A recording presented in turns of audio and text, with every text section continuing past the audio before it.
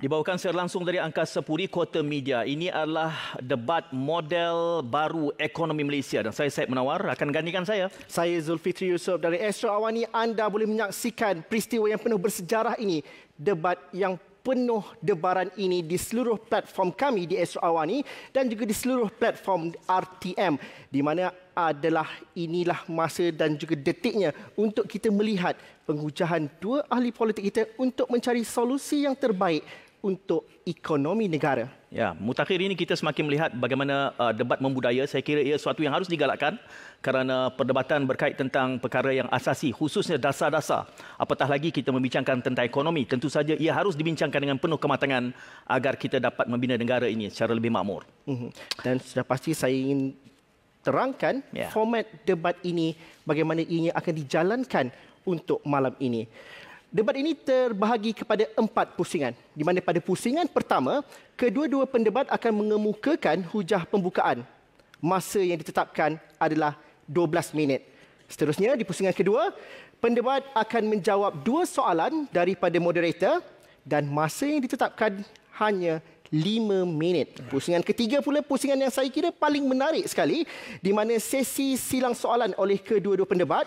Masa yang ditetapkan untuk soalan 1 minit 30 saat dan 4 minit untuk jawapan. Dan pusingan keempat, kedua-dua pendebat mempunyai masa sebanyak 6 minit untuk sesi penggulungan. Dan format ini telah dipersetujui oleh kedua-dua pendebat kita pada malam ini dan diharapkan para pendebat dapat memanfaatkan masa yang diperuntukkan dengan berhemah. Loceng kiraan akan mula dibunyikan pada 30 saat yang terakhir dan kami mungkin nampak mesra dan comel tapi amat garang meneliti waktu untuk malam ini. Ya, sidang hadirin turut memenuhi dewan ini. Apa kata kita memberikan tepukan kepada kedua-dua pendebat, Yang Berhormat Rafizi Ramli, Menteri Ekonomi, dan Yang Berhormat Shahid Sulaiman, Ahli Parlimen Bacot.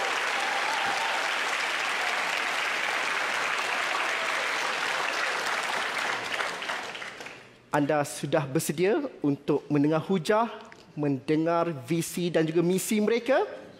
Kita mulakan pusingan pertama dan dimulakan dengan pembentangan selama 12 minit. Saya mempersilakan Yang Berhormat Rafizi Ramli, Menteri Ekonomi.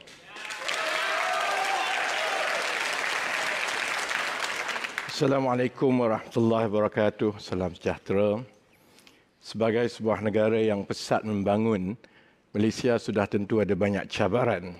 Dan salah satu cabaran yang paling utama ialah bagaimana kita nak mengimbangi di antara kemajuan ekonomi yang terus berdaya saing dengan keperluan untuk memastikan kemajuan ekonomi ini sampai kepada setiap rakyat. Saya faham ramai yang merasa bahang cabaran ekonomi mutakhir. Kos sara hidup adalah isu yang mengesani setiap keluarga. Maka sejak 20 tahun yang lepas, ada yang mempersoalkan sama ada negara kita ini masih ada potensi untuk menjadi kuasa ekonomi yang berjaya mensejahterakan keluarga dan rakyat. Malaysia adalah antara negara yang paling cemerlang pencapaian ekonomi sebelum ini. Antara tahun 1967 hingga 1999, pertumbuhan ekonomi negara kita berkembang pada kadar purata 9% setiap tahun. Dan itu adalah antara perkembangan ekonomi yang terbaik di dunia dalam abad ke-20. Sepanjang tempoh itu juga, gaji dan juga pendapatan purata rakyat telah meningkat sebanyak 14 kali ganda. Namun sejak tahun 2000, pertumbuhan ekonomi kini menjadi lebih perlahan pada kadar yang separuh sahaja, iaitu 4.5%. Dan dengan segala ketidaktentuan ekonomi global yang berlaku, itu menyebabkan negara kita, ekonomi kita dan rakyat kita terdedah kepada perkara-perkara yang di luar kawalan kita dan itulah yang sebahagiannya telah diterjemahkan menjadi beban sara hidup kebelakangan ini. Baik. Jadi apa punca yang menyebabkan pertumbuhan ekonomi negara kita semakin perlahan sejak tahun 2000? Untuk mengembalikan potensi ekonomi negara, sudah tentu mana-mana pentadbiran sebelum, sekarang dan selepas ini bertanggungjawab untuk mengenal pasti punca-punca utama dan melaksanakan dasar serta program yang berkesan untuk mengatasi punca-punca ini. Sebahagian daripada punca ini telah kita ketahui berpuluh tahun. Saya tak perlu ulas panjang. Contohnya, sistem ekonomi yang tidak berupaya mengekang rasuah kerana tata kelola yang lemah dan sikap amanah orang politik sendiri yang semakin terhakis. Kita tak perlu habiskan terlalu banyak masa. Cuma saya nak ingatkan bahawa perkara ini sedang dan kini sedang diuruskan oleh kerajaan perpaduan. Sebab itu kalau Perdana Menteri Saudara Anwar mengulangi tiap-tiap hari mengenai pentingnya tata kelola ini, kita jangan terlalu cepat panas telinga kerana itu sebenarnya salah satu punca utama kepada masalah ekonomi negara. Tapi lebih parah lagi apabila tata kelola yang lemah dan akhlak beramanah di kalangan pemimpin, pentadbir dalam ekonomi kita yang semakin terhakis sebelum ini, rakyat pula terpaksa hidup dengan pentadbiran demi pentadbiran yang sudah hilang punca dan tidak fokus untuk menyelesaikan punca-punca masalah ekonomi ini.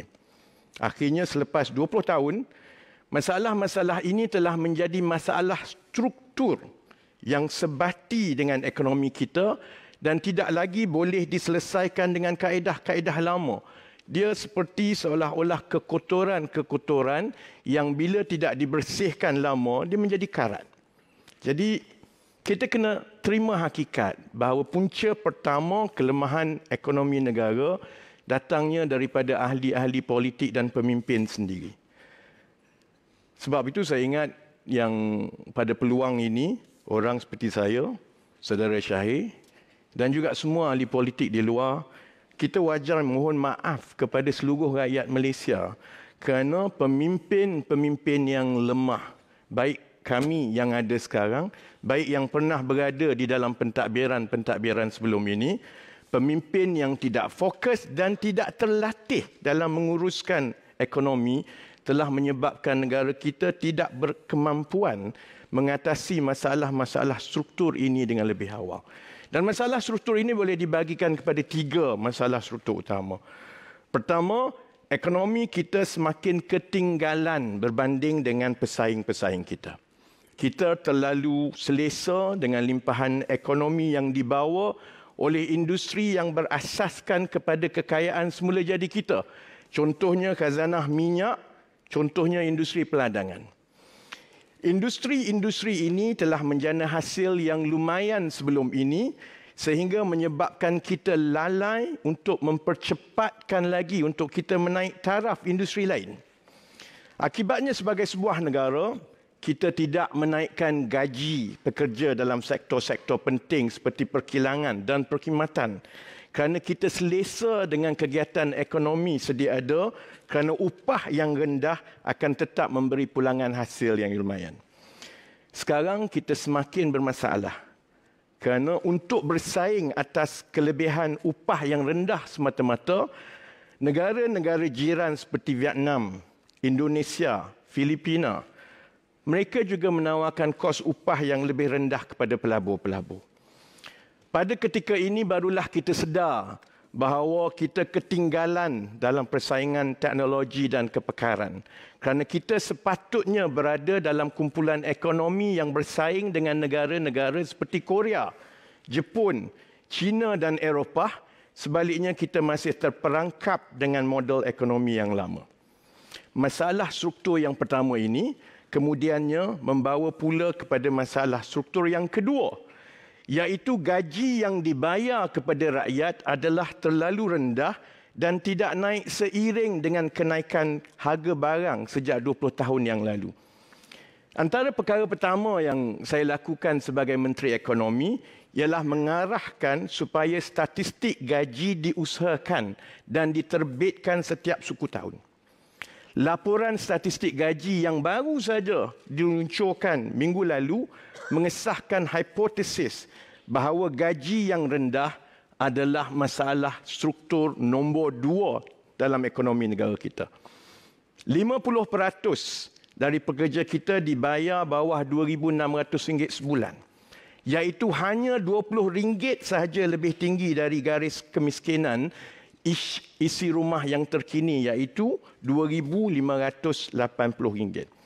Kemudian gaji penengah untuk anak-anak muda yang baru pertama kali bekerja antara umur 20 ke 24 tahun hanyalah RM1,682 sebulan, iaitu hanya RM182 lebih tinggi daripada gaji minima.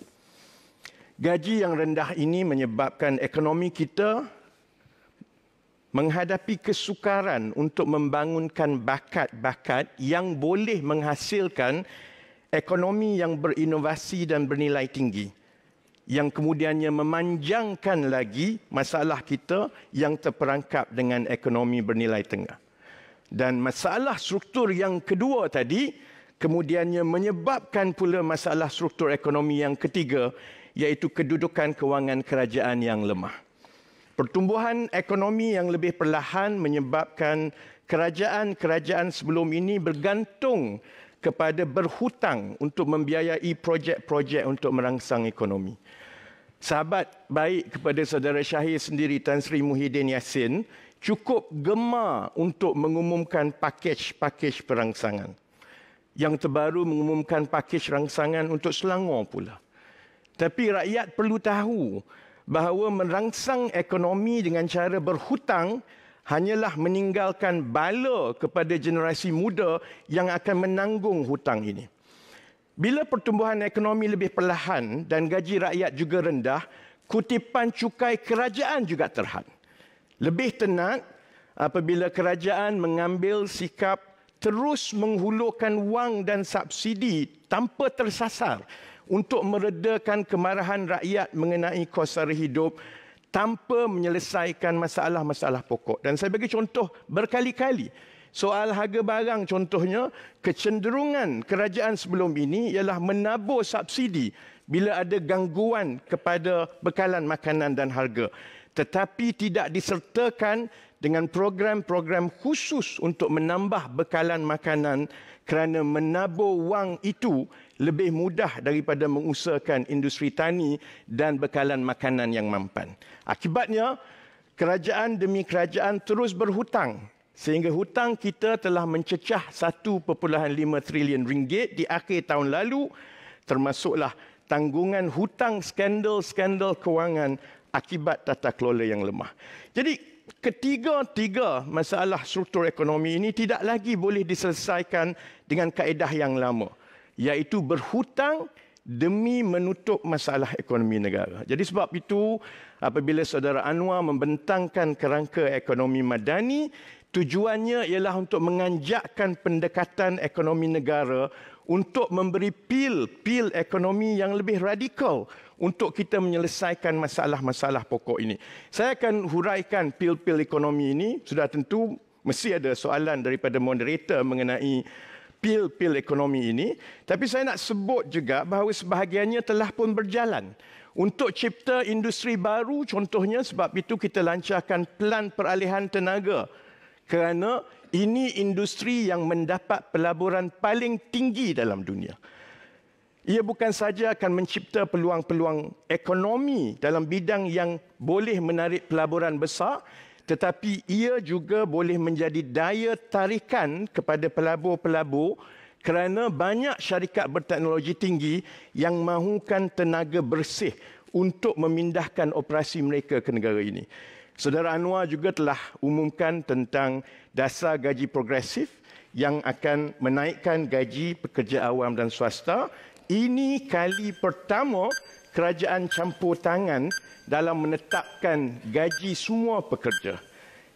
Jadi insya-Allah semua ini bukan lagi rancangan-rancangan, program-program ini telah dilancarkan. Sebab itu saya tahu dalam hati pun saya ingat saudara Syahir pun menahan diri dari rasa kagum kerana kerajaan perpaduan sekarang berjaya membangunkan program-program ini dalam tempoh 8 bulan sedangkan mereka 33 bulan tak ada penyelesaian. Okey, baik. Terima kasih YB Rafizi Ramli.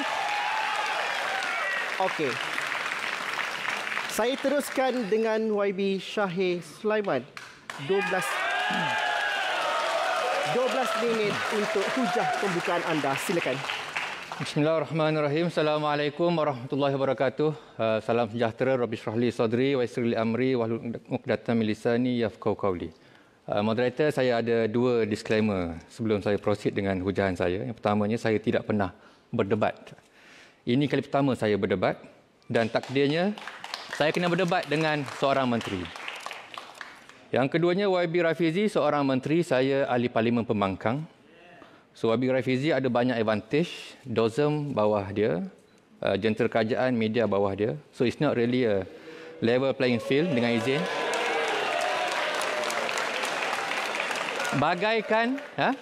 Bagaikan gajah bertemu sang kancil. Saya kecil je. Tapi sang kancil ini walaupun kecil, akalnya panjang.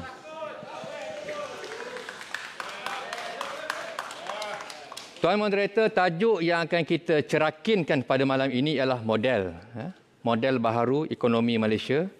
Pendekatan saya pastinya berbeza dengan YB Rafizi. Saya akan tekankan aspek fundamental, the boring stuff dan realiti denyut nadi yang dihadapi oleh Makcik Kiah, Uncle Lim, Mr. Mutu, juga rakan-rakan Foodpanda dan Grab driver. Juga adik-adik graduan yang masih tercari-cari peluang pekerjaan. Terdapat 4 persoalan yang penting yang perlu kita jawab pada malam ini berkenaan dengan model baharu ini. Apakah matlamatnya? Ke mana nak dibawa? Jangan nak pusing-pusing, tak tahu nak pergi ke mana. Yang kedua, apakah terasnya supaya kekal kukuh? Yang ketiga, apakah platformnya? Apakah program-programnya? Dan yang keempat, apakah hasilnya? Moderator, sebelum kita melangkah jauh, kita perlu berterima kasih kepada dan terhutang budi kepada our founding fathers.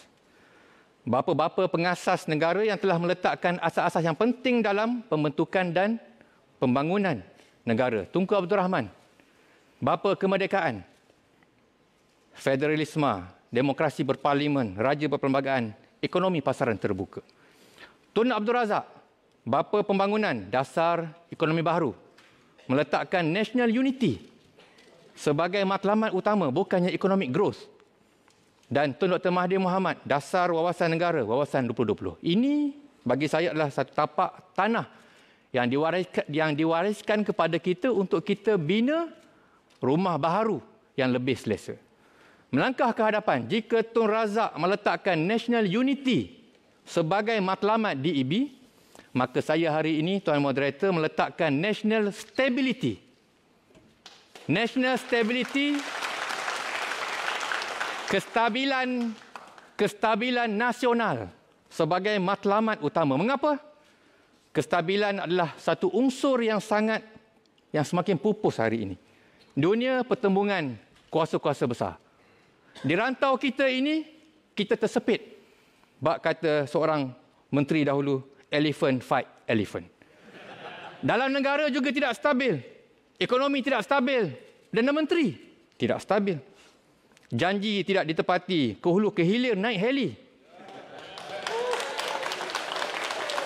Berlagak seperti selebriti. Tiada hala tuju. Tiada legasi. Jelas, kita perlukan kestabilan. Dan saya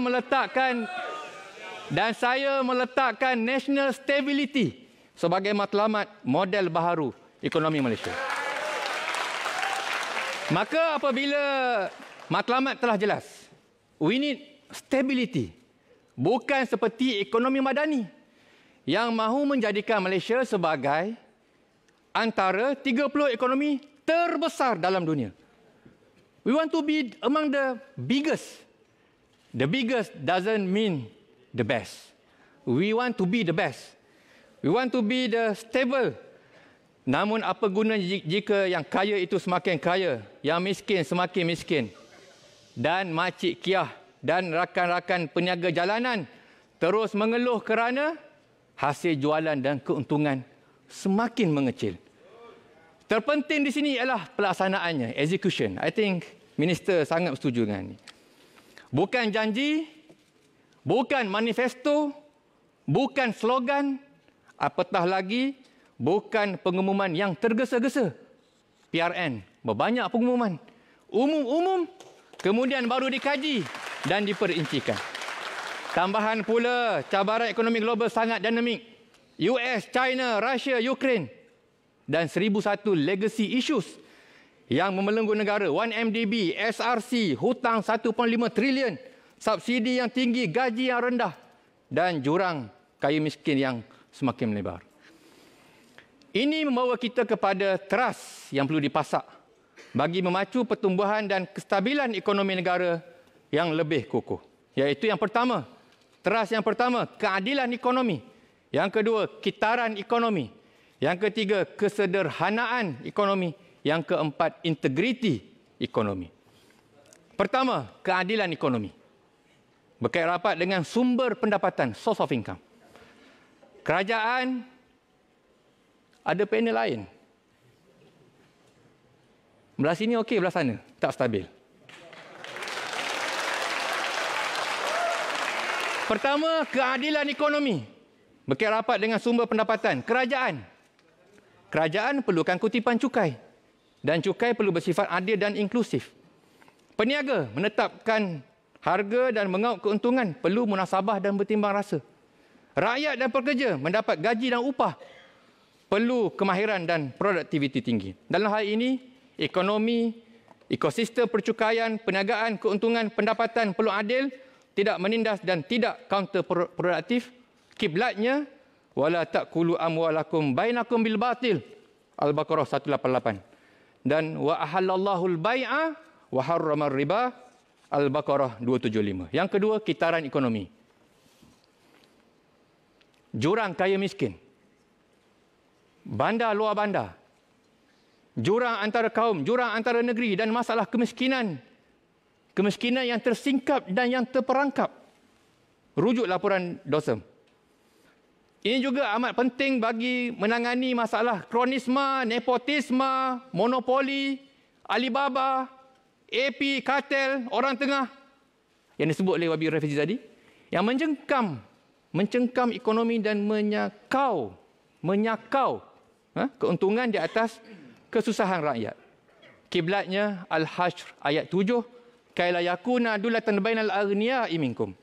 Yang ketiga, kesederhanaan ekonomi. Trust yang ketiga, kerajaan membazir, disebut Wabi Rafizi. Projek terbengkalai. Kontraktor yang mewah. Peniaga boros, rakyat boros. Masalah hutang kerajaan 1.5 triliun. Hutang isi rumah lebih 80% daripada KDNK.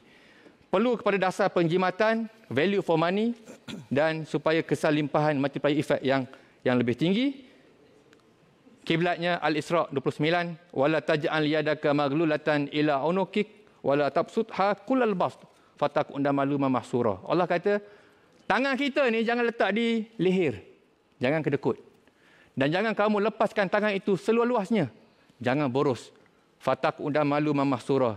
Maka kamu nescaya akan terduduk dalam keadaan yang hina. Yang keempat, yang paling penting. Yang paling penting ialah integriti ekonomi integriti. Ini trust yang paling penting. Kalau tiang rumah, ini tiang kat belakang. Tiang belakang, pintu belakang yang sering diserang oleh anak-anak dan makhluk perosak.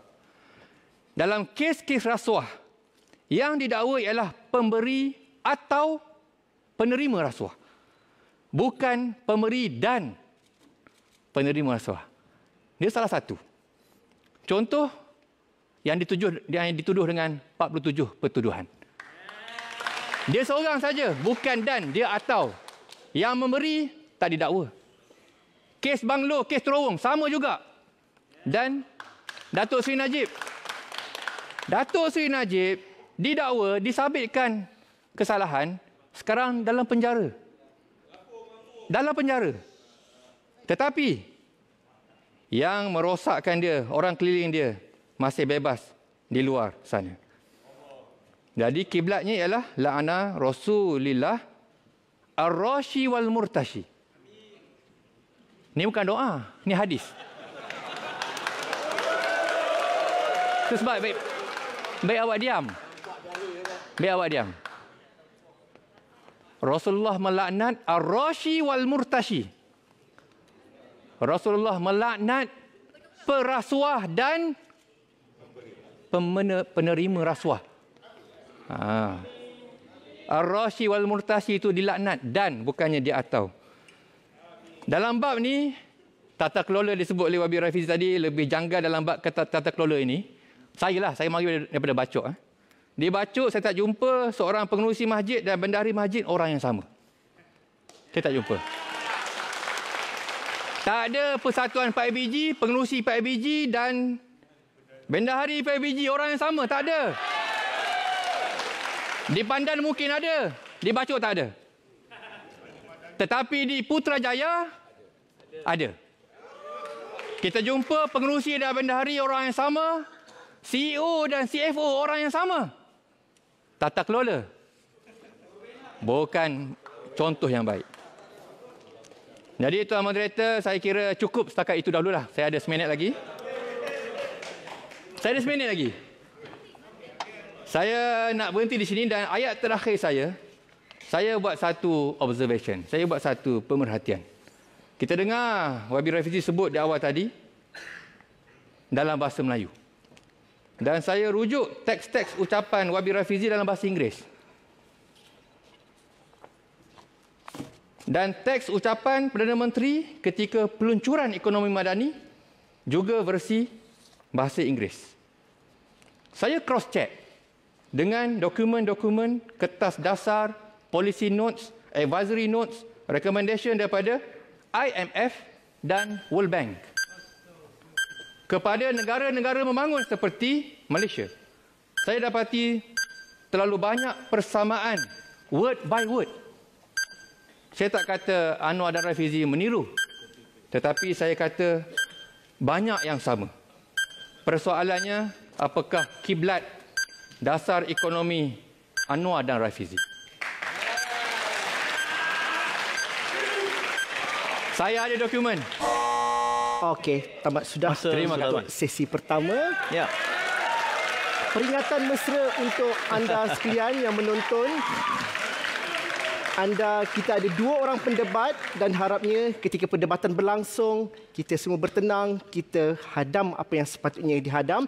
Dan ini adalah persungian kedua di mana setiap seorang akan diberi masa 5 minit untuk menjawab satu soalan yang sama oleh moderator kami berdua.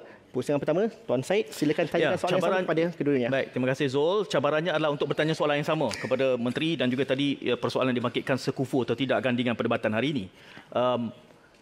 Saya bangkitkan ini kerana kita ada model. Kita bercakap soal model. Mencari model, kita harus melihat struktur. Dan kita ada saja contoh negara yang sudah berjaya mengubah struktur ekonominya. Kita boleh bariskan Korea Selatan, China, Taiwan, UAE, seumpamanya. Tetapi kita mula bercakap soal ekonomi baru ini 2010, modelnya. Dan kita sudah beralih tangan. Banyak Perdana Menteri. Ya, semua sudah merasa. Tetapi kita belum berganjak daripada masalah struktur dan hari ini kita masih berdebat yang sama. Soalan saya kepada kedua-dua. Untuk kita bergenjak dan bangun dengan model baru, kita harus belajar daripada kesilapan lalu. Agar kedua-dua hujah yang tuan-tuan bawa pada malam ini tidak hanya menjadi retorik dan janji seperti mana yang pernah dibawakan oleh semua Perdana Menteri sebelum ini. Saya mulakan 5 minit kepada Saudara Rafizi. Terima kasih Saudara Syed. Sebelum saya jawab yang itu, boleh saya ambil masa 1 minit paling kurang untuk ulas balik yang Saudara Syahir sebut tadi. Saya masih 5 minit. Ya, masih lagi 5 minit insya-Allah. Saya tunggu lama sebenarnya, mana modelnya.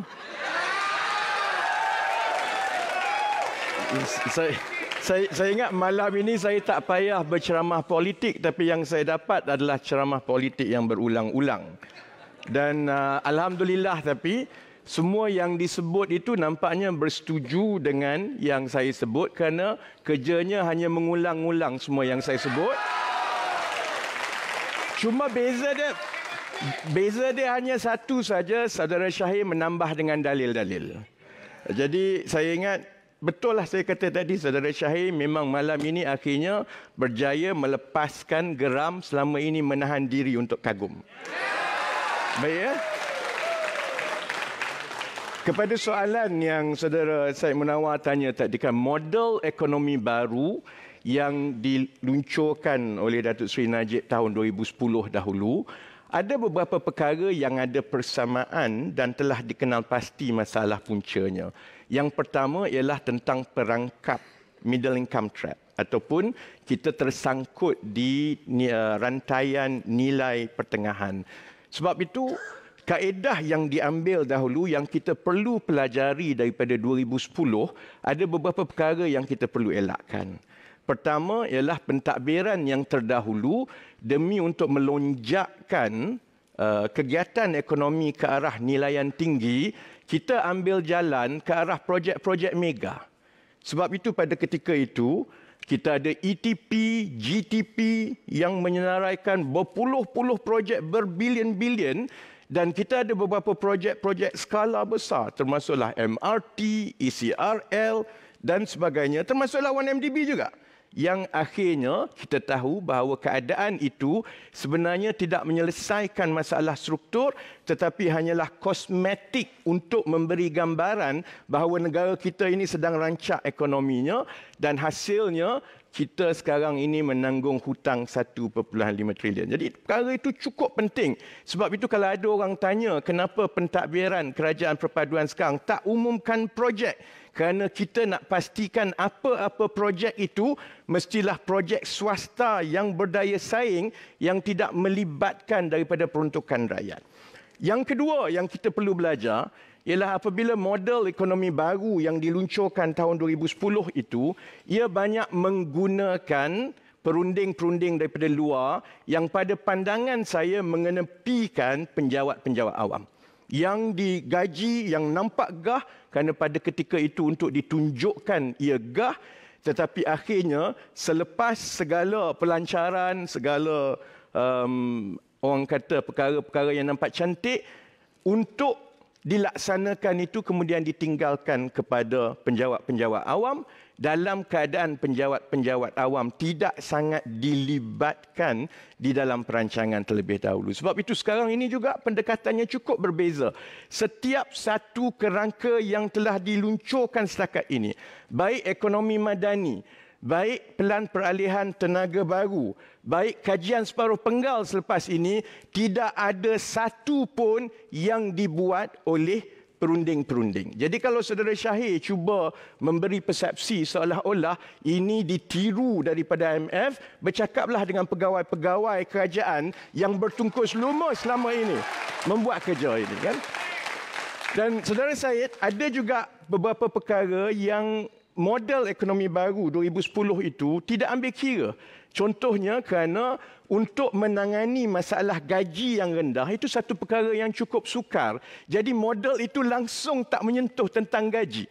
Sebab itu selama 12 tahun dah kita sekarang, masalah gaji itu menjadi makin buruk, dan sebab itulah pendekatan kita sekarang ini ialah untuk memastikan kita campur tangan terus, kerana masalah gaji itu bukan masalah sampingan, ia masalah pokok yang perlu kita tangani dengan cepat. Jadi saya ingat ada perbezaan yang jelas pendekatan-pendekatan yang telah kita laksanakan sekarang, kerana kita telah ambil teladan daripada kegagalan model ekonomi baru 2010 dahulu. Terima kasih.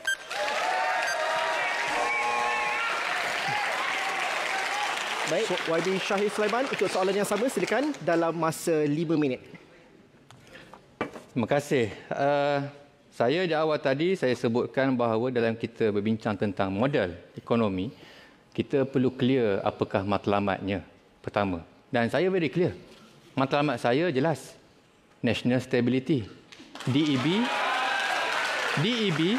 National Unity. Okey? Okey. Bila jelas matlamat ni macam bumbung. Jadi terasnya ada empat tiang. Saya akan siap model saya nanti. Hujung tu saya akan siap model saya. Jadi teras yang pertama tadi, saya dah sebut tadi. Keadilan ekonomi, kitaran ekonomi, kesederhanaan ekonomi dan integriti ekonomi. Jadi empat ini adalah tiang, teras.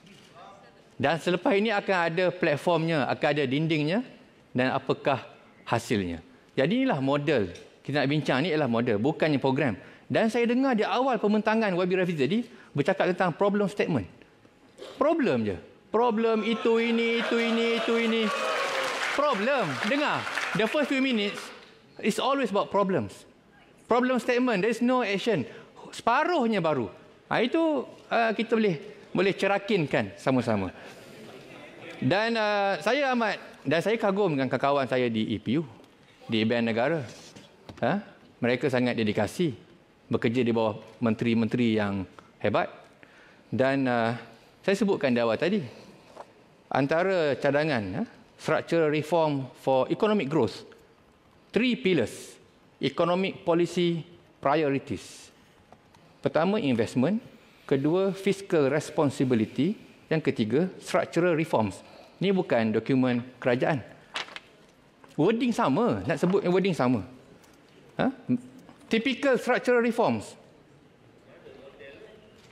Ini bukan model saya dah sebut model saya tadi. Ini model saya, sini senyap, sana masalah tak stabil. So you see, it's very simple. Labour market, more adaptable and responsive. Liberalize service sector. Dasar tenaga nak di-liberalize. Dan improve the quality of public taxation. Tak apa lagi. World Bank, Februari 2023. Efforts to rebuild fiscal buffers should be driven by higher revenue collection and better spending efficiency. Ini common. And a move toward targeted subsidies is required. Dokumen IMF, Mac 2023.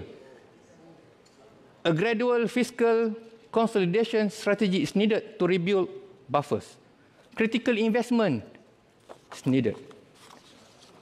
Monetary policy should tighten further. Naik OPR. IMF.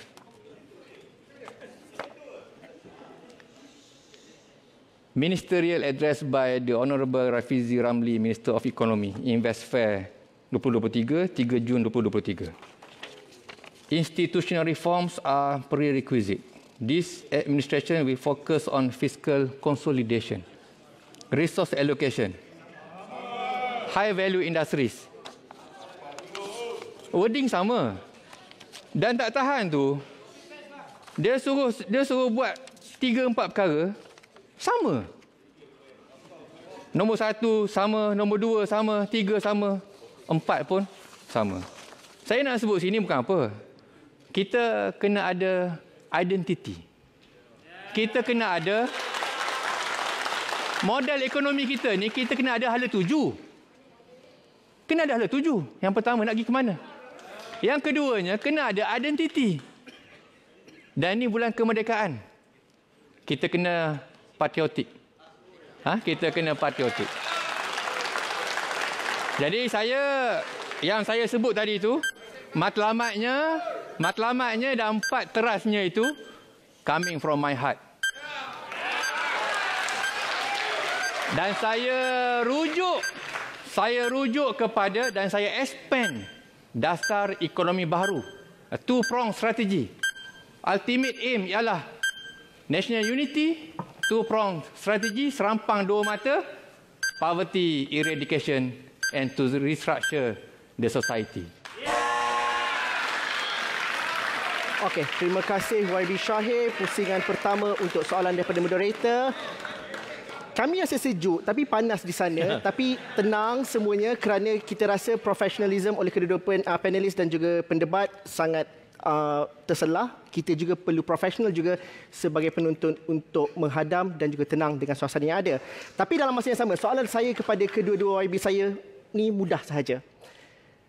Ahli politik yang baik sentiasa bekerja untuk pilihan raya, pemimpin memikirkan tentang masa depan. Ada dasar yang tidak populis untuk ahli politik, tak menang undi. Tapi adakah anda berani untuk melaksanakan dasar yang radikal walaupun mungkin tak popular untuk menang undi setiap kali pilihan raya? YB Rafizi, 5 minit untuk anda. Terima kasih. Saya macam biasa, saya ambil 1 minit untuk jawab dululah kan. 4 minit cukup untuk saya jawab soalan moderator. Saya pelik kita berbahas ke kelas membaca gini ni. Kan?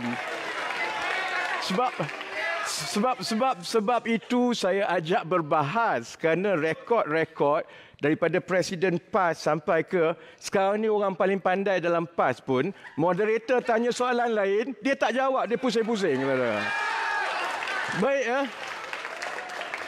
Ada sebentar tadi ada jugalah disebut tentang tata kelola dan sebagainya mengulang-ulang, tapi disentuh kononnya dibacok. Kalau ada imam bendahari masjid tak boleh orang yang sama. Saya rasa saudara Syahir dan kebanyakan di sebelah sana sebenarnya tidak faham sebenarnya aturan kementerian-kementerian. Ya. Belanjawan kita dan perbelanjaan negara ada dua bahagian. Satu ialah perbelanjaan mengurus, satu ialah perbelanjaan pembangunan. Belanja mengurus ini ialah belanja-belanja yang bayar gaji, bayar hutang dan sebagainya yang tidak sangat sebenarnya melibatkan perbelanjaan-perbelanjaan besar. Yang itu di bawah Kementerian Kewangan. Belanja pembangunan yang melibatkan contohnya projek bina jalan, buat bangunan dan sebagainya, belanja pembangunan itu sekarang ini di bawah Kementerian Ekonomi, di bawah saya. Jadi tak timbul soal seorang Perdana Menteri kawal dua-dua. Sebelum ini keadaan itu berbeza kerana perbelanjaan pembangunan itu berada di bawah Perdana Menteri. Jadi bila Perdana Menteri dialah juga mengawal perbelanja pembangunan, dia juga mengawal belanja mengurus, itu yang jadi masalah. Jadi sebab itu sekarang ini Saudara Anwar Ibrahim sebenarnya dari segi kuasa berbelanja itu lebih rendah daripada saya, Saudara Syahir. Kalaulah saudara tumpukan perhatian kepada perbahasan di Parlimen, saudara tak timbulkan perkara-perkara remeh macam itu kerana tidak pernah ada Perdana Menteri yang melepaskan kuasa belanja pembangunan. Hanya Anwar Ibrahim seorang sekarang dilepaskan kepada saya. Baik, jawab soalan tadi. Sudah tentu dasar yang tidak popular, radikal tetapi sangat-sangat diperlukan ialah pensasaran semula subsidi pukal. Sebelum ini kita dah mencecah sampai 90 bilion ringgit setahun.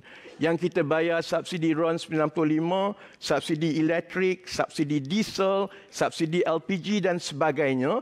Sehingga ke satu peringkat yang kalau harga minyak mentah kekal pada harga $80 setong seperti yang ada sekarang ini, belanja kita mungkin mencecah 100 bilion ringgit untuk bagi subsidi kepada semua. Masalahnya kalau 100 bilion ini kita gunakan dengan cara yang sama, kita bagi subsidi secara pukal, satu ia tidak berlaku adil kerana orang asing pun dapat juga. Kemudian orang yang kaya dapat juga. Sedangkan dari segi penggunaan minyaknya, RON 95, orang yang miskin dimacuk contohnya menggunakan sangat sedikit berbanding dengan orang yang kaya di Damansara Utama. Jadi sudah tentu untuk kita mensasarkan semula subsidi-subsidi pukal ini, sudah tentu itu akan menyebabkan beberapa perubahan. Termasuklah contohnya harga elektrik contohnya bila kita sasarkan semula. Tapi kita pastikan bahawa hanya mereka yang menggunakan elektrik yang lebih tinggi berbanding dengan 90% rakyat, mereka kena bayar harga sebenar. Dan penjimatan itu akhirnya kita boleh gunakan untuk membiayai pelbagai program lain yang akhirnya sampai kepada rakyat. Itu baru elektrik yang telah dilaksanakan setakat ini. Sudah tentu kita kena sasarkan semula subsidi minyak RON 95, subsidi diesel dan sudah tentu bila perkara ini nak dibuat akan ada pihak-pihak yang tidak bersetuju kerana mereka merasakan bahawa itu hak. Tapi untuk kepentingan negara, terutamanya mengukuhkan kedudukan kewangan kita, kita perlu melakukan ini dan saya yakin selepas dilaksanakan dalam 4 tahun lagi apabila keadaan kewangan kita kukuh, rakyat akan terus menyokong keputusan yang dibuat itu. Terima kasih.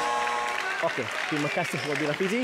Wabi Syahir, 5 minit dari sekarang. Teruskan dengan soalan yang sama. Soalan yang sama. Maknanya kita sama je. Seminit dua jawab saya dulu baru jawab soalan. Saya nak jawab soalan moderator dulu. memang seorang ahli politik itu, dia tidak boleh hanya mengejar kemenangan pilihan raya semata-mata. Dia perlu berani membuat tindakan dan perubahan dasar walaupun keputusan itu tidak popular. Contoh paling hebat ialah Tuan Guru Ni Abdul Aziz, almarhum. Tuan Guru Ni Aziz ini, bagi saya, seorang tokoh pemimpin ulama umara reformis. Membuat perubahan dasar, perubahan struktur, reformasi institusi tanpa janji, tanpa manifesto. Dan saya pernah berkunjung ke rumah beliau selepas beliau tidak lagi menjadi Menteri Besar. Beliau buat satu confession kepada kami, satu arahan yang beliau berikan. Dia kata, ini perkara pertama yang hamba buat. Hamba panggil pegawai kewangan negeri dan hamba arahkan pindahkan akaun bank kerajaan dan juga JLC daripada bank konvensional kepada bank Islam tanpa mesyuarat. Tanpa mesyuarat. Kenapa? Benda ada dalam Quran. Selepas itu, merayu. Datanglah manager-manager bank ini daripada KB, daripada HQ, kata tak boleh macam ni Tok Guru. Jangan letak satu bank saja. Kita belajar kita punya diversification, risk. Never put all your eggs into one basket. Tapi Tok Guru jawab, kata hamba nak buat lagu mana?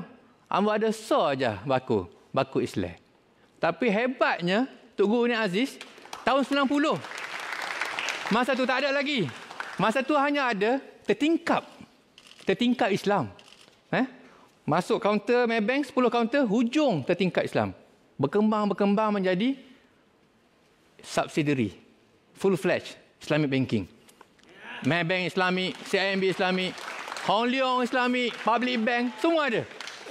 Jasa besar, beraninya Tok Guru Ni Aziz. Dah banyak lagi saya boleh bagi contoh lepas-lepas ni. Okey, maknanya benda ni boleh buat. Walaupun tak popular, walaupun tanpa mesyuarat. Tapi beraninya Tok Guru, dah banyak lagi saya boleh sebut ni. Pasal arak, pasal judi boleh. Ada 2 minit lagi. Tok Guru sebut. Tok Guru panggil dialog dengan ketua-ketua agama. Ni yang sebut pasal keberkatan ekonomi. Ekonomi juga. Tanya apa hukum minum arak. Tanya apa hukum minum arak kepada agama kamu. Tok Guru kata. Kepada ketua-ketua agama ni. Tok Sami, Buddha, Siam. Kata mereka jawab, minum arak boleh dalam agama kami. Tok Guru jawab, okey, kalau boleh, sila. Jual sesama kamu, minum sesama kamu, tapi kami tak boleh. Tutup.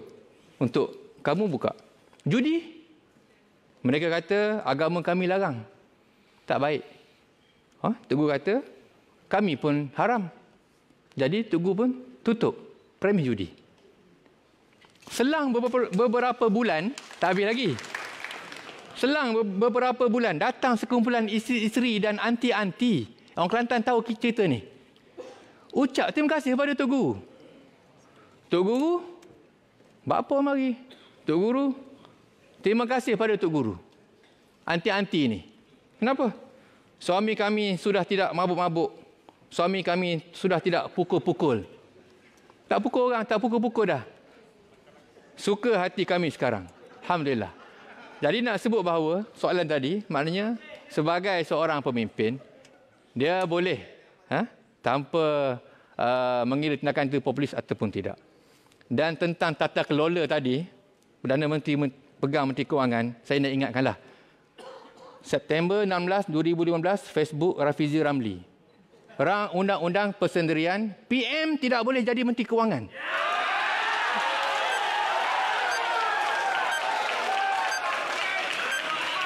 Okey. Saya ulang. September 16, 2015, Facebook Rafizi Ramli pakai mask lagi. Bukan tipu ni. Rang Undang-Undang Persendirian. Rang Undang-Undang Persendirian, PM tidak boleh jadi Menteri Kewangan. Terima kasih. Okey, terima kasih YB Shahir Sulaiman. Okey, baiklah. Redakan suara anda. Ya. Redakan ketegangan yang ada. kita berehatlah dahulu. Kita akan kembali dengan pusingan ketiga lebih mendebarkan. Mohon kesabaran semua kerana masing-masing YB akan bertingkah bertanya soalan antara satu sama lain. Kita berjeda terlebih dahulu.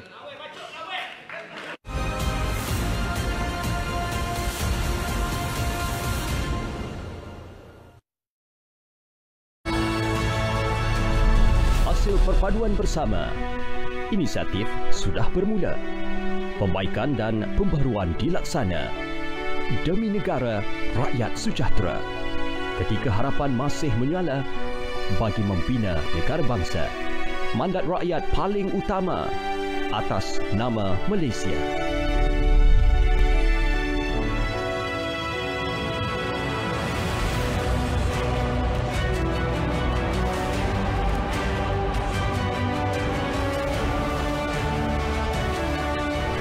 Langsung Grandstand PRU DUN ke-15 Sabtu 12 Ogos 2023 mulai 8 pagi di TV1 saluran berita RTM dan RTM3.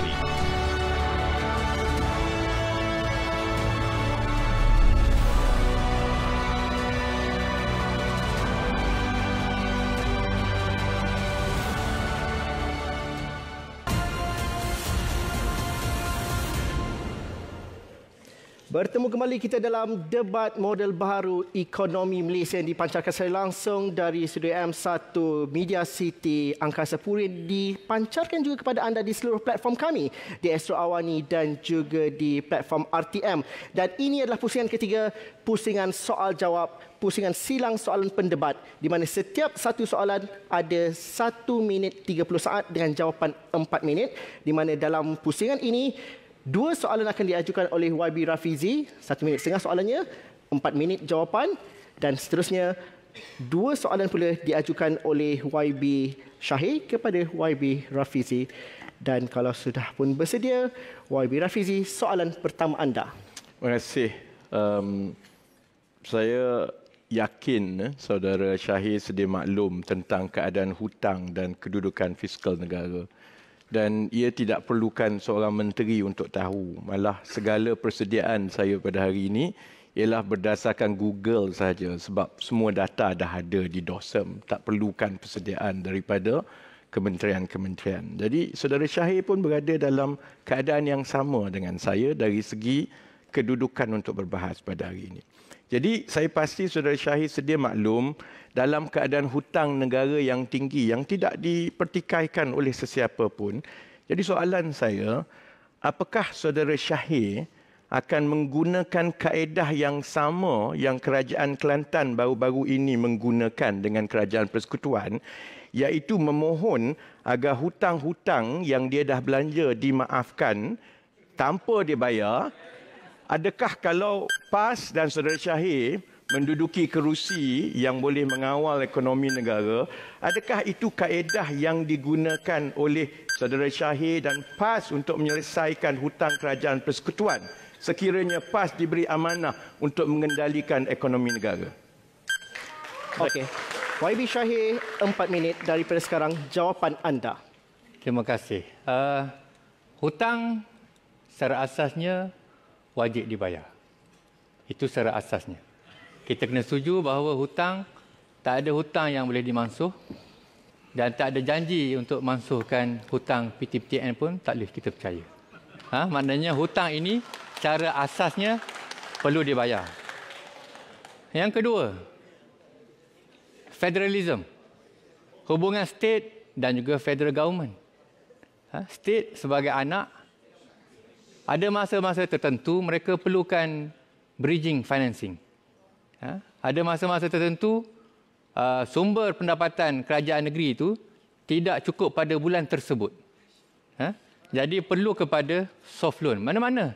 Dan kita tengok pada dalam kita punya akaun Kerajaan Persekutuan akan disenaraikan hutang kerajaan-kerajaan negeri. Kerajaan-kerajaan negeri ini bulan 1, bulan 2, bulan 3 kena bayar gaji.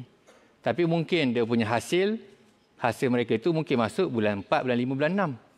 Bayaran royalti Kelantan yang ditangguh-tangguh, yang dinafi-nafikan itu, 5% tak ada, 20% apatah lagi. Jadi ini adalah asasnya. Jadi yang disebut oleh YB Rafizi tentang spesifik request daripada Kerajaan Negeri Kelantan, saya berpegang pada prinsip yang samalah. Hutang perlu dibayar. Hutang perlu dibayar. Tetapi anak dengan ayah punya hubungan tu mungkin ada pertimbangan. Mungkin kita boleh tangguh-tangguhkan. Biasalah. Kita kena bayar. Kita kena bayar.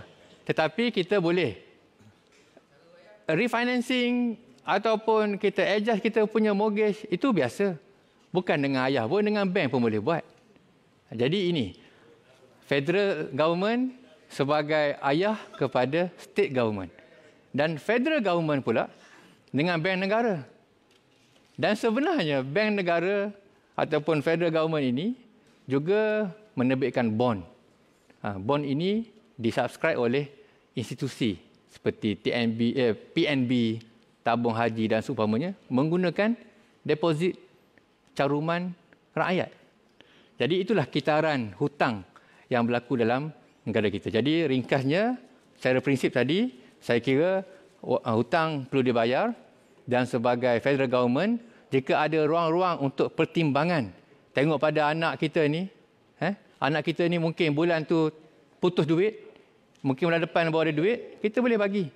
Tapi yang penting, kena bayar dan kita boleh bincang dari segi tempoh masa pembayaran. Terima kasih. Ya, kita masih di dalam sesi silang soal. 1 minit 30 saat kepada YB Rafizi bertanyakan soalan. 4 minit untuk dijawab. Silakan YB Rafizi. Terima kasih. Kecewa saya langsung tak jawab soalan. Saya tanya, kalau PAS mentadbir Kerajaan Persekutuan, macam mana nak bayar hutang yang 1.5 trilion tu? Dia cerita anak ayah lah itu pusing semua kan. Jadi tapi saya tak dapat jawapan lah kan. Cuma yang saya berterima kasih, maksudnya saya dalam mesyuarat dengan Kerajaan Kelantan lepas ini boleh maklumkan bahawa pimpinan muda ahli Parlimen Bacok tidak walak dengan Kerajaan PAS kerana dia kata hutang kena bayar. Baik Soalan kedua baik. Soal pendapatan kerajaan negeri tadi kan. Negeri-negeri lain seperti Negeri Sembilan dan Melaka sebenarnya lebih kecil daripada Kelantan pun. Dan dia tak ada hasil sebesar Kelantan pun kerana dia tidak ada kekayaan semula jadi macam Kelantan. Malah negeri macam Negeri Sembilan dan Negeri Melaka ini tak ada pun dapat peruntukan yang sebesar daripada Kerajaan Persekutuan seperti Kelantan. Jadi saya nak saudara Syahir bandingkan pengalaman Negeri Sembilan dan Melaka dengan Kelantan. Macam mana Negeri Sembilan dengan Melaka yang lagi kecil kurang peruntukan itu lebih maju dan lebih sejahtera rakyatnya berbanding dengan Kelantan yang masih lagi negeri termiskin di Semenanjung sedangkan dapat peruntukan yang cukup besar daripada Kerajaan Persekutuan. Sila jawab soalan. Kita 4 minit diberikan kepada YB Syahir. Silakan. Yang pertama tadi saya dah jawab. Yang kedua ni nak compare Kelantan, Negeri Sembilan dan Melaka. Dan saya boleh bagi real experience. Ayah saya orang Kelantan, mak saya orang Melaka. Okey? Dan saya merantau, setiap kali saya balik Kelantan, masuk border, jeli sampai ke Bacok, hujung. Daripada saya kecil sampai saya itulah rupa jalannya. Federal Road. Itulah rupa jalannya. Saya masuk Melaka, Tol Aikroh sampai ke kampung Bukit Serindit, berubah setiap kali saya balik. Poin saya ialah federalism.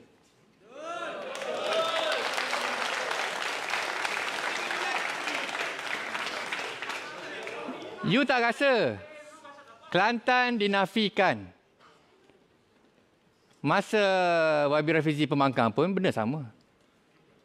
Royalty dinafikan sampai sekarang. Federalism. 33 tahun Kelantan di bawah pentadbiran PAS. 90 saya darjah 1 sampai sekarang.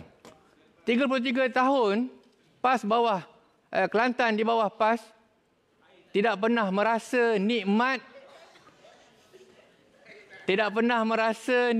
federalism sebagaimana yang dinikmati oleh Negeri Sembilan dan juga Melaka.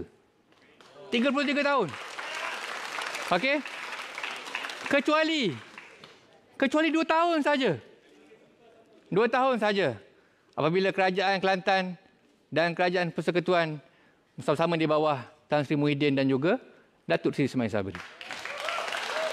2 tahun ini barulah ada proposal atas meja nak restructure air, nak buat empangan, nak buat jalan. Barulah boleh ahli parlimen masuk sekolah. Dulu tak boleh. Sekarang tak boleh juga. Jadi nak banding Kelantan dengan Negeri Sembilan dengan Melaka. You all tak rasa?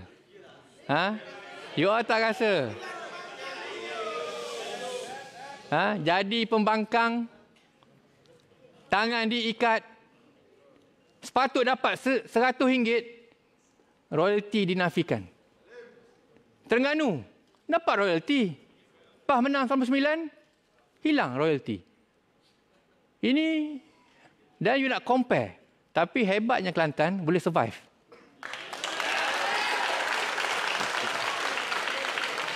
I'm telling you the secret. Kelantan ni, kalau GDP lah, kita belajar equation dulu lah.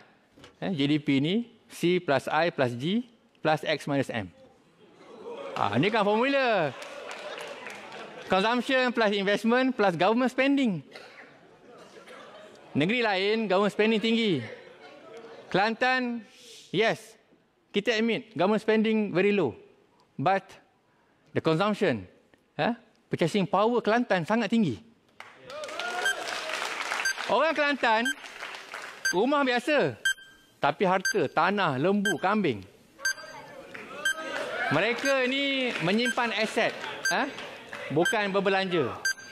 Jadi inilah economic cycle yang ada di Kelantan ini, walaupun tidak dipacu oleh government spending, tetapi dipacu oleh consumption dan juga investment. Terima kasih. Okey. Kita bagi peluang untuk YB Shahir minum air sedikit, tapi seterusnya YB Shahir 1 minit 30 saat untuk bertanyakan soalan kepada YB Rafizi dan 4 minit untuk menjawab YB Shahir soalannya. Tuan Moderator, saya untuk sesi ini kita ada 1+1. Satu soalan campur satu soalan kan? Ya. Saya nak minta izin dengan YB Menteri. Saya nak rangkum satu soalan. Sekali tanya, tapi ada sub-question yang simple. Dia straightforward. A or B question. Macam saya jawab 8 minit lah. Boleh, yes. Saya akan bagi setuju. the floor. Okay. Kalau itu persetujuan pendebat, kita pun bersetuju. Saya jawab 8 minit, okey. Yes. Cuma bagi. Sebentar. Timer. Dia akan memberikan kesan kepada produksi. Tak apa. Timer itu akan terus sampai habis. Ya, tapi masa masih lagi berjalan untuk YB Shahir menanyakan soalan. Ada 51 saat berbaki. Ya. Maknanya formatnya saya akan bagi a set of A or B question. Dan saya beri seluah masa untuk YB Rafizi ulas sampai habis masa. Soalan-soalan ini, soalan yang ditanya bukan soalan politik sangat, tapi soalan yang pernah ditanya dan pernah dijawab oleh our founding fathers. Dan soalan ini akan menentukan kita nak bergerak ke mana ekonomi kita ni 50 tahun yang akan datang. Soalan yang pertama. 22 saat berbaki. Okey. Soalan yang pertama is A or B. Federalism or state empowerment? Saya nak tanya itu terus jawab. Lepas itu terus ulas lepas itu. Itu tak ikut format. Sebab itu saya tanya. Dengan format yang telah dipersetujui, dia tanya, saya jawab 8 minit lah. Saya kira sudah dipersetujui format ini daripada awal. Itu format. Okey, kalau begitu. Jangan alih tiang gol, dia setuju, masa lain datang dia nak buat lain. Baik. Kita perlu ikut format. Kita harus pegang pada format yang telah dipersetujui dari awal sebelum bermula. Jadi soalan yang pertama sudah berakhir. Soalan kedua. Jawab teruslah. Okey, sabar para penonton. Saya minta anda tenang terlebih dahulu. Saya nak bagi lebih ruang kepada YB Rafizi jawab. Okey, sekarang ni balik pada format asal lah. Ya, soalan itu juga tidak berbentuk model ekonomi. Saya berikan budi bicara YB Rafizi 4 minit untuk respon kepada soalan yang pertama. Soalan yang pertama tadi ialah, saya tak tahu yang panjang itulah, tapi akhirnya dia jadi 3 perkataan saja. Federalism atau state empowerment. State empowerment kan. Negara kita dibentuk berdasarkan perlembagaan. Dan perlembagaan itu ialah sesuatu yang telah jelas mengikut jadual-jadualnya. Ada jadual persekutuan, ada jadual negeri dan ada jadual bersama. Dalam konteks Persekutuan Malaysia juga ada Sabah dan Sarawak yang mempunyai konteks yang berlainan dari segi kuasa dan juga sumber yang sepatutnya diberikan. Jadi saya tak faham kenapa Saudara Shahir nak bawa benda yang memang telah termaktub di dalam perlembagaan bahawa masing-masing mempunyai tanggungjawab masing-masing dan kuasa masing-masing. Dan model persekutuan ini telah berjalan dengan baik di semua negeri-negeri lain yang duk bising pasal mempersoalkan tentang model persekutuan ini hanya Kelantan dengan Shahir seorang saja. Yang lain okey je, tak ada masalah. Sebab itu ambil contoh model persekutuan yang ada sekarang ini telah pun mengimbangi di antara kuasa dan juga sumber yang ada di peringkat kerajaan persekutuan dengan juga di peringkat kerajaan negeri. Contohnya, kerajaan persekutuan mengutip cukai dan ada perkara-perkara yang perlu ditanggung oleh kerajaan persekutuan. Kerajaan persekutuan perlu berlaku adil kepada semua sebaik yang mungkin. Jadi saya ambil contoh, Saudara Shahir cuba beri gambaran, itu sajalah hujah dia sampai sekarang ni. Yang Kelantan dianaktirikan. Sedangkan saya dah sebut berkali-kali, dah masuk dalam parlimen, tapi dia buat-buat tak faham bahawa sebenarnya peruntukan yang diberikan kepada kerajaan Kelantan itu sebenarnya jauh lebih tinggi daripada negeri-negeri lain. Tetapi tidak pernah cukup. Sebab itu, dia kembali kepada persoalan federalism ataupun state empowerment. Kerana kedua-dua ini adalah perkara yang bergerak seiringan mengikut perlembagaan kita.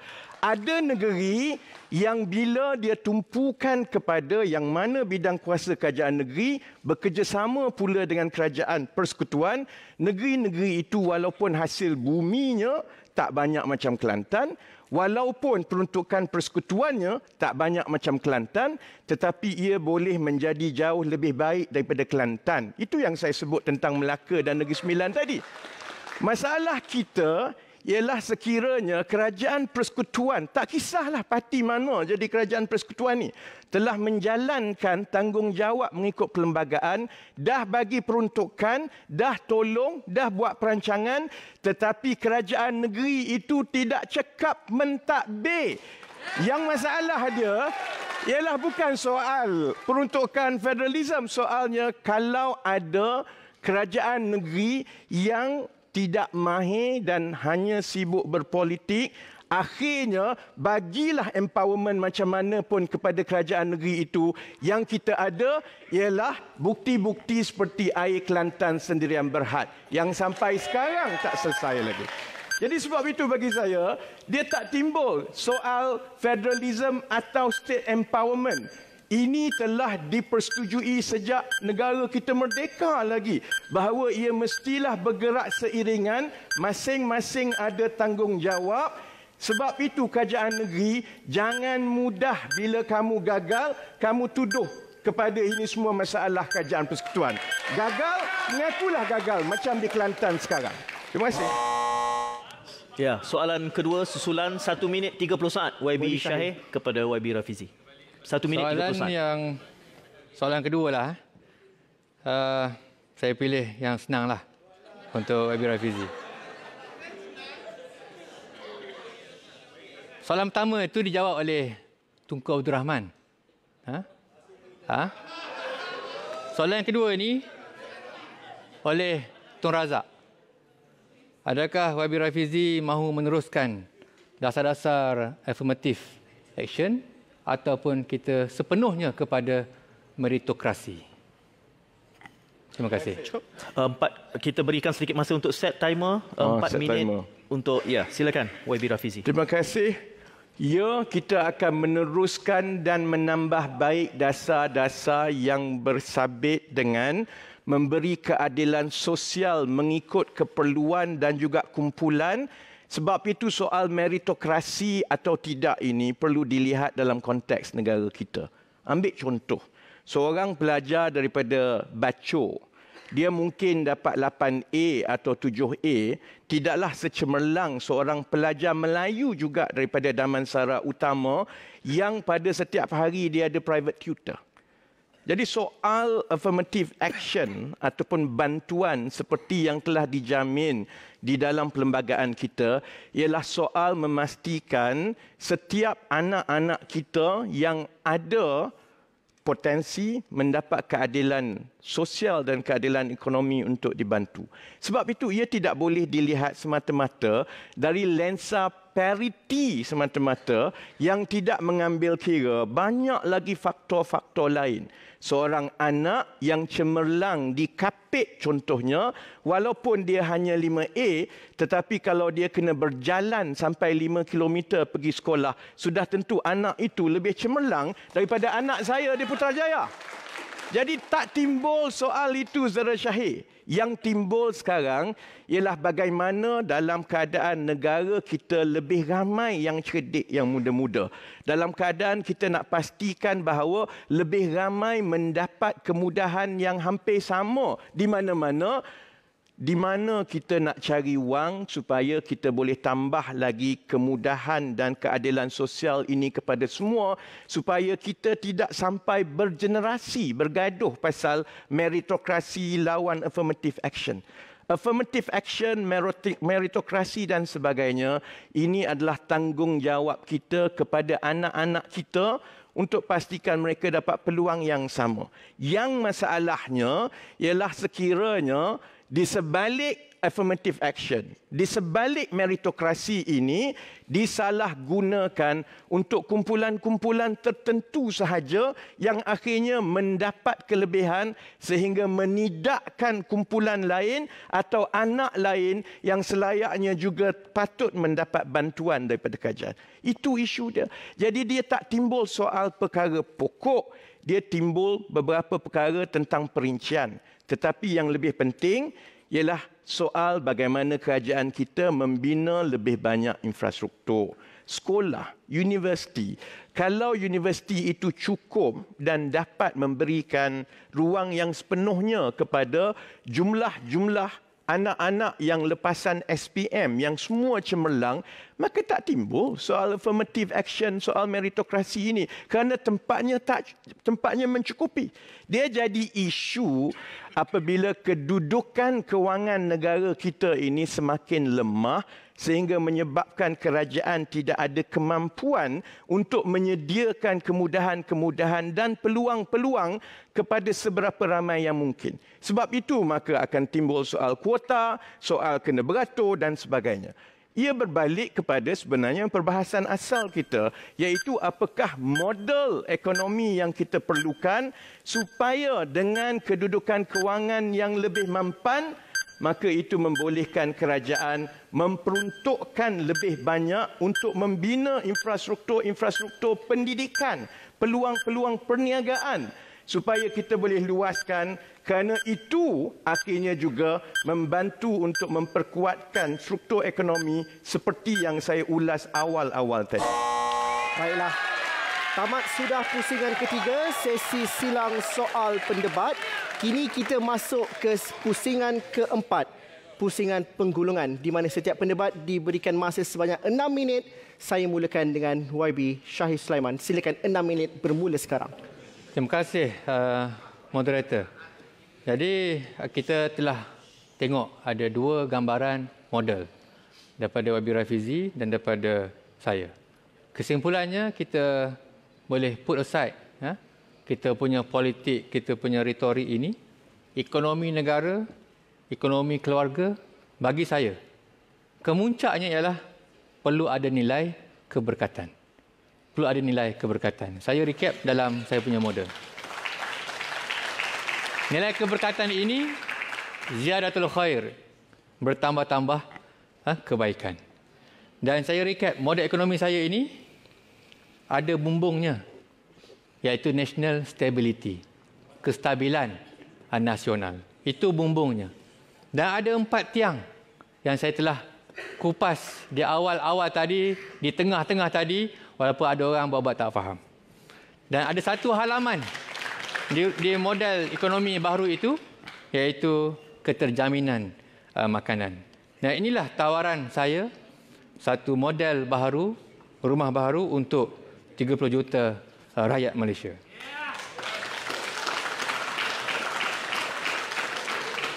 Melangkah ke hadapan, kita perlu memilih. Kita perlu menjawab persoalan yang dijawab oleh bapa-bapa pengasas negara kita. Tunku Abdul Rahman, Tun Razak, Dr. Mahathir dahulu. Hari ini kita kena jawab. Kita nak negara kita ni federalism yang kuat ataupun state empowerment. Diulas tadi. Kita mahu memilih yang kedua. Nak pilih cabang depan kita ni. Nak pilih urbanization ataupun de-urbanization. Tun Dr. Mahathir urbanize, majukan bandar. Pindah bandar, semua kilang di bandar. Pak Lah de-urbanize, bangunkan wilayah-wilayah di luar-luar Kuala Lumpur dan juga Penang dan juga JB. Yang ketiga, persimpangan kita kena pilih nak teruskan dasar afirmatif ataupun meritokrasi diulas Wabi Rafizi. Yang keempat, kita kena pilih mazhab ekonomi kita ni. Kita nak kayakan reach the top ataupun reach the bottom. Kita kena pilih. Tahun 80-an, hujung 80-an itu ialah mazhabnya ialah kayakan yang atas. Kayakan yang atas itu supaya ada limpahan ekonomi ke bawah. Sekarang ini kita lebih kepada reach the bottom, shared economy, digital economy dan seumpamanya. Dan yang kelima, Malaysia sebagai sebuah negara yang sangat bergantung kepada dagangan luar. Di US bersin, kita dapat demam. Jadi global integration ataupun kita nak ambil sikap yang hostile dengan negara-negara luar ini, kita kena ambil keputusan memilih di antara US ataupun China, ataupun kita memilih pendekatan yang mesra kedua-duanya. Kita perlu memilih rakan dekat kita ASEAN ataupun OIC, atau kita pilih kedua-duanya. Tunku Abdul Rahman, Sekjen OIC yang pertama. Malaysia negara pertama yang pergi membuat hubungan diplomatik dengan China, Tun Abdul Razak. Dan ini adalah persimpangan-persimpangan ekonomi, persimpangan-persimpangan yang akan menentukan model baharu ekonomi Malaysia. Jadi inilah saya sebut di awal tadi, perlu matlamat. Sampai sekarang saya bagilah sampai waktu pengulungan Wabi Rafizi ini, apa matlamat beliau. Nak bawa ke mana ekonomi kita ni? 30 yang terbesar, within 10 years, nak double up your GDP ataupun guna SDG. Apakah indikatornya? Nak jadi yang terbesar. Saya tidak mahu yang menjadi yang terbesar. Kita mahu menjadi yang paling stabil. Ekonomi yang paling stabil. Politiknya stabil. Pemimpin tu kena stabil. Tunku Abdul Rahman, very noble statesman. Tun Abdul Razak, sangat jiwa besar. Our founding fathers, our prime minister. Tun Dr. Mahathir Mohamad. Dan hebatnya Abah dan juga Pak Long. Hebatnya Abah dan juga Pak Long Mae kita ni. Mereka berjaya mengemudi keluar ekonomi negara daripada pandemik. Berdepan dengan krisis. PMX kita ini tak ada krisis. Tapi tak boleh nak bawa. Nak pergi mana ni? Nak ke mana? Tidak ada hala tuju. Tiada identiti. Dan tidak patriotik ekonomi madani ini. Jadi yang terakhir, saya ucap terima kasih atas ruang yang diberikan. Dan mari daripada bacok ni, memang Rafizi tak boleh dengar pantun, saya nak bagi pantun jugalah.